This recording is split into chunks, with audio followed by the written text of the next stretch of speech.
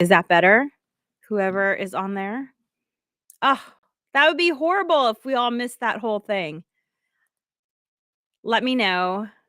I think I think you're all right. Oh, darn it.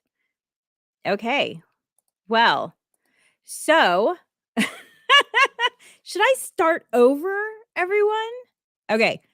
I'm going to start over just in case because someone's saying my mic was muted and now you can probably hear me. So, hello, happy Thursday. I'm Alegre of Beyond Your Wildest Dreams, or BYWD.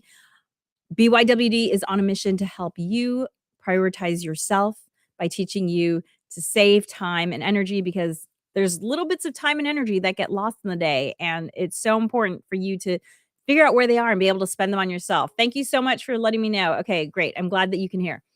Thank you.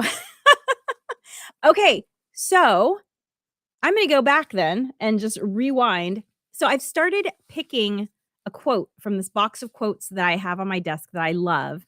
And I always pick from the back, so I have no idea what's going to come. But the quote that I picked today is this one: Life brings simple pleasures to us every day. It is up to us to make them wonderful memories. And I was saying that once a week for years now, some friends of mine and I have been doing this hike, and we started doing it for health reasons to get in more steps. However, some of my friends then started having school age children, and they had to do the hike early enough so that they could do school drop off. And so we started going earlier and earlier, and then we started coinciding with sunrise because we didn't want to hike in the dark. And we're like, okay, what time sunrise? We'll plan the hike for sunrise. And what happened was, this hike that started out being about getting in more steps and spending time with friends started being about seeing the sunrise, because there's just something about a sunrise that just really wakes you up and makes you feel alive. And I was an anthropology major in undergrad. And so I always think about how we evolve to live. And, one of the reasons why a lot of people suffer from inability to sleep well is because we have all this artificial light around us. But we're designed to wake up when the sun comes up and go to sleep when the sun goes down. And so I've realized that there's just something about seeing a sunrise that just makes me feel not just awake, but alive. And some of my friends, we like it so much that we've started doing the sunrise hike twice a week now. And it definitely is invigorating. And so, as Kathy Allen says, there are simple pleasures every day, but we have to turn them into wonderful memories.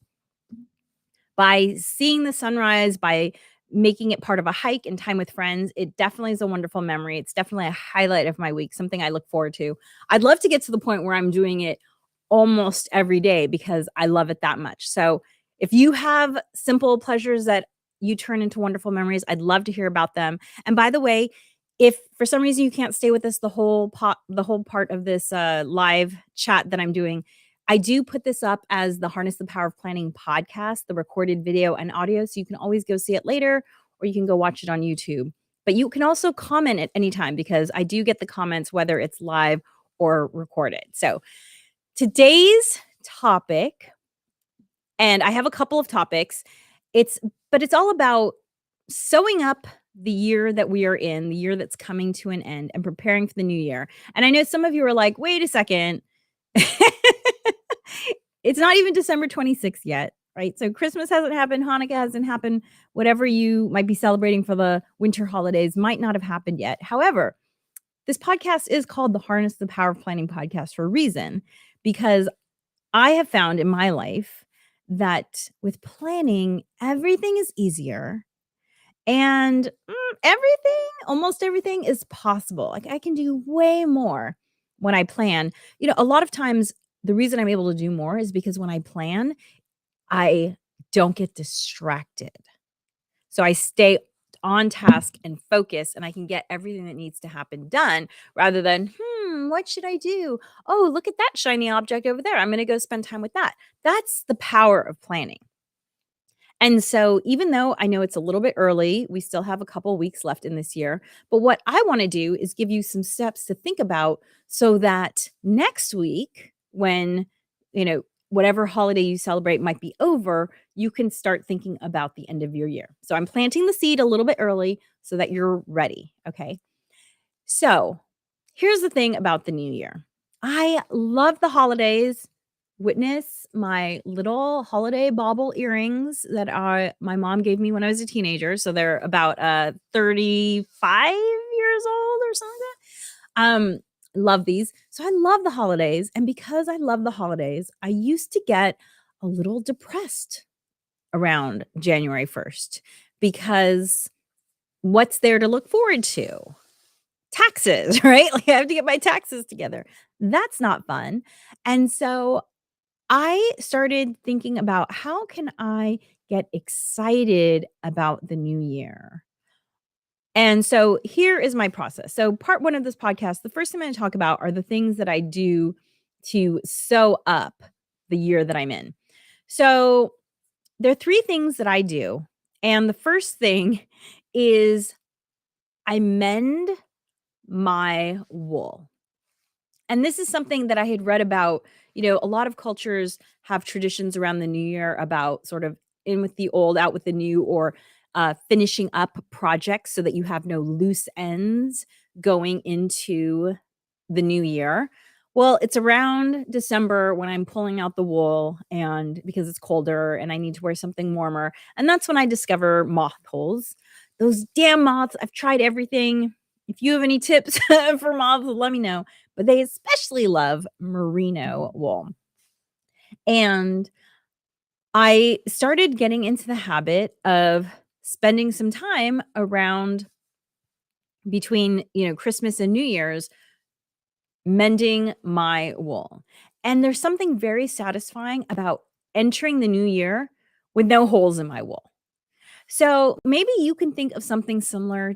Maybe you have a project that you haven't completed that, you're close to finishing. Use the end of the year as a time to like push you forward, to give you a little bit of momentum and say, you know what? I'm not carrying this into 24. I am finishing this project now. And I'm not carrying it into 2025. I'm not carrying it into the new year. Let's just say that.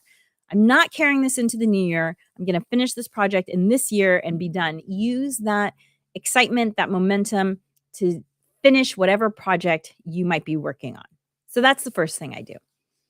The second thing I do is I set up my new planner. And I do a little bit of setup with my planner even before this time period because I have to start writing things. So this is my 2025 planner. I have to start writing things in this planner sometimes as early as July. So you can see it's partially set up. But what I do is between Christmas and New Year's, I finish setting up my planner, which is a multi-step process. I do a little decor, I add these tabs, and then I do things like I transfer over. If you've taken our Harness the Power of Planning course, then you know some of the steps I'm talking about, which is I transfer over the important dates, like the dates that never change, birthdays, anniversaries, but also reminders for things such as, maybe there's a tradition that you have of going to see, the Renaissance Fair or the lights at some botanical gardens. I put those kind of important dates into my planner, like buy tickets for the botanical gardens, because you have to do that sometimes 1 to 2 months in advance. So I put all those important dates into my new planner. And so those are all the things that I do to prepare my planner. So you can see this planner is nice and new for 2025.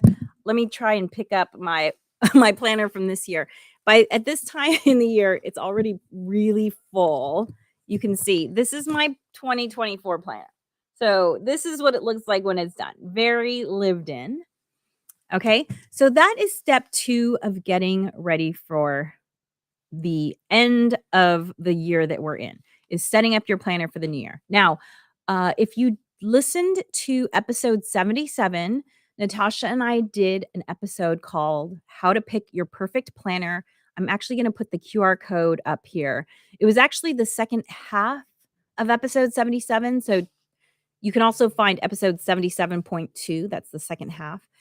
But if you click this QR code, it will take you to that URL and you can listen to the steps that we think are important to think about when you're picking a planner. Because when we started Harness the Power of Planning and Beyond Your Wildest Dreams, we asked people to give us all the planners that they had used that, either completed or uncompleted. And it was amazing how many planners we got and how many planners that people had used for, you know, maybe a month or less before giving them to us. And so I've been a planner user my whole life. In fact, I found a planner from high school. I love planners, and I've tried a lot of different ones. And for a long time, I actually thought about developing my own planner because I was sure there was such a thing as a perfect planner.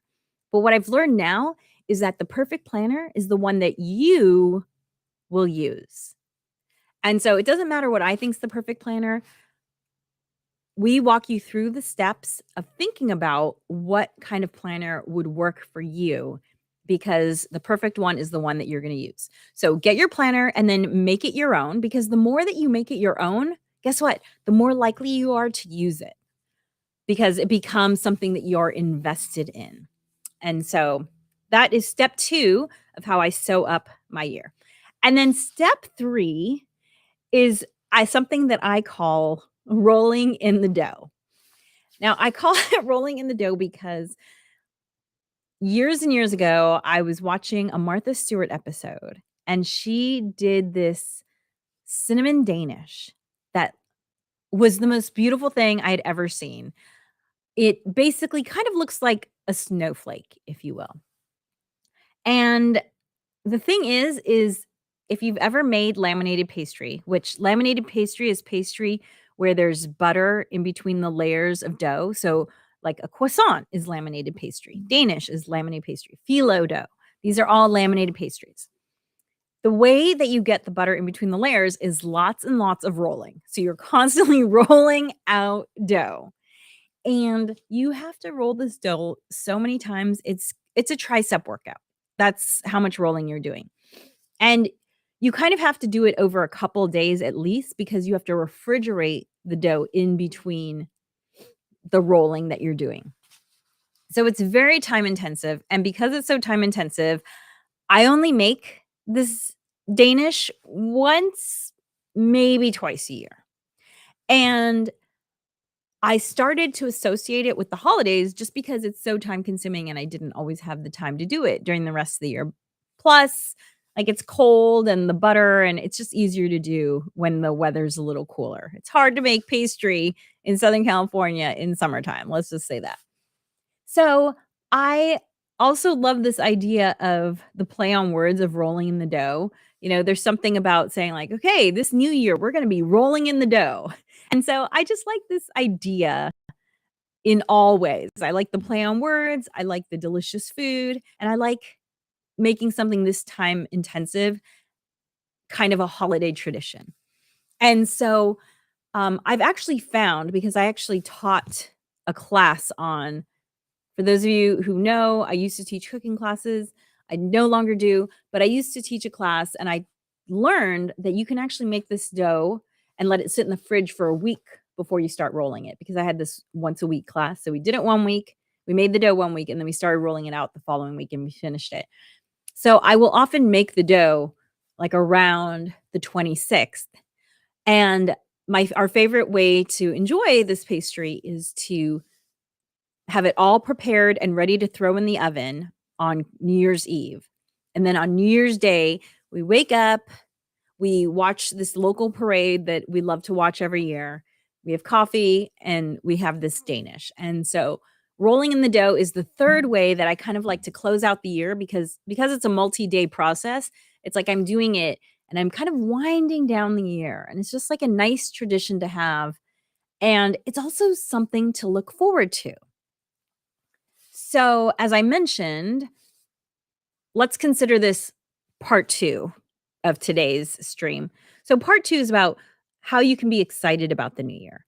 And as I said, I can get a little depressed. And so something as simple as a holiday dish like this Danish gives me something exciting to look forward to. I know it's a total mind game, but in reality, isn't like 90% of life a mind game. It's figuring out how your mind works and how you can get it to do what you wanna do. And my goal is to be excited about the new year. And so having a Danish on January 1st is one of the ways that I look forward to the new year. It can be that simple. So maybe there's a favorite dish you like to make, maybe there's a favorite restaurant you like to eat. Have something to look forward to in the new year. So make a reservation, buy tickets for something. I actually have a couple of things coming up in the new year. I have an event that I'm going to in January that I've never attended before, but I've been thinking about for a long time. I bought a ticket to that. And by the way, I'm just going by myself. My husband and daughter aren't going because they don't want to. But this is something I want to do. So, moms, if you just want to do it for yourself, I give you permission to do that. You can. Going out by yourself, that's great. And I'm actually going with some other friends who are also interested in this thing. So we got tickets to go to this historical dance that's happening in January. And so we're doing that. And then I actually have a trip already planned with some girlfriends. You might have heard me talk about that before. I have these 4 girlfriends that I've had for over 2 decades. Actually, one of the friends I've known since I was 11. So we get together. They no longer live near me. 3 of them used to live in the LA area. No one lives in the same state. Like between the 5 of us, we all live in different states. And so once a year we get together on to have a little vacation together and to have time together because these people are basically my sisters. And so we already have a trip. We've actually found that early February is a great time to do a trip for us because it doesn't interfere with any school schedules or any school activities. So we've been getting together in early February regularly. And so now that's kind of a built-in thing that I'm excited about because yes, it gets sad as the holidays progress, but the holidays progressing also mean that I'm going to get to see some of my best friends, and that's really cool. So find some things that you can be excited about. It can be as simple as a Danish on the 1st of January. It can be getting tickets or making a reservation to something that you've been wanting to do, or it doesn't even have to be anything new. It can just be a favorite place of yours. We all have places that we love going that we think to ourselves, God, why don't I do this more? Okay, that place that you thought of when I said, why don't you do this more? Go to that place. We all That's how I feel about my hike, my sunrise hike. I do it once a week and I think, why don't I do this more? Oh, okay, I can do this more. Yes, it requires a little rearranging of the schedule, but it is possible. So whatever that thing is that you think, I should do this more, make a reservation, plan to do that. And then that's something that you get to look forward to in the new year. And it makes such a difference having some things that are exciting to think about. Another thing that I like to do around this time of year to help me feel excited about the new year is, let's say that there's something I've been wanting to work on. It could be eating healthier, getting in more movement, it could be doing more creative activities. I like to start doing that thing the end of December because then it feels like I'm establishing a habit. And once the new year comes, I'm just going to run with it. And it kind of takes away that pressure of being a quote unquote New Year's resolution. I actually don't make resolutions. I'm kind of always thinking about things that I want to be doing better because that's my goal in life, is to become my best self and to share that with the world. And so I don't think about resolutions. However, if there's something that I've been wanting to work on, then I will start doing it towards the end of the year. And, the planner that I use has what's called a habit tracker in it. And this is one of the things that we recommend in the Pick a Perfect Planner podcast. I really recommend that you have something that has a habit tracker, which a habit tracker is as simple as this. It's literally just the days of the week with boxes for you to check off when you've done whatever the thing is that you want. This one is pre-filled with gratitude meditation and exercise. But then the rest of the spaces, you just write in what you want there. Drinking more water, talking to friends, making 5 sales calls a day, writing 1,000 words, drawing 1 cartoon, whatever the thing is that you wanna work on. Habit trackers are a great way to do that. And so if there's something that I want to be working on, I will put it into my habit tracker and I will start working on it now so that by the time the new year rolls around, I'll have been doing it for 1 to 2 weeks already. And then it's just kind of something I'm going to be doing. And it's something that I can just enter the new year with excitement and momentum because I am making progress on this thing that I've said I wanted to work on. So that's the second part of the podcast, entering the new year with momentum. Now, next week's podcast is going to be audio only, recorded only. I'm not going to be doing a live cast because of the holidays, but I do just want to give a little plug for the podcast that I'm going to broadcast because it is a topic that for as long as I've had this podcast, it has always been my most listened to audio. And it's only about 6 minutes long. And it's all about a simple way that you can release the old so that you can embrace the new. Because, I love this saying that if your arms are too full of the past, you can't embrace the new. And it's true. We only have a certain amount of time, a certain amount of brain space or attention to devote to things. And so I do think that it's really a powerful thing to decide what you're letting go of so that you can embrace whatever the new year has to bring you. And so that will be next week's short rebroadcast. So look for that wherever you get your podcast. Look for the Harness the Power of Planning podcast that I'm going to put up next week because, as I said, it's always been one of the most popular that I put up.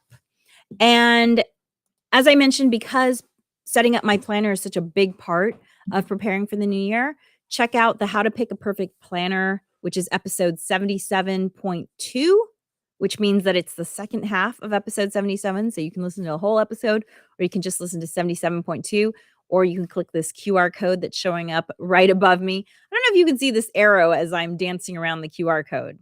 I'm mousing over it and I can see it, but I don't know if you can see it. But check out that planner and pick a perfect planner because there is something wonderful about going through the process of setting up a planner. And maybe that's the thing you want to work on. Maybe you want to become a better planner in the new year. Getting a planner and setting it up and starting to use it is a great way to establish that habit and to enter the new year with this new momentum of planning. Thanks so much for joining us. I will see you in the new year. And as always, dream wild.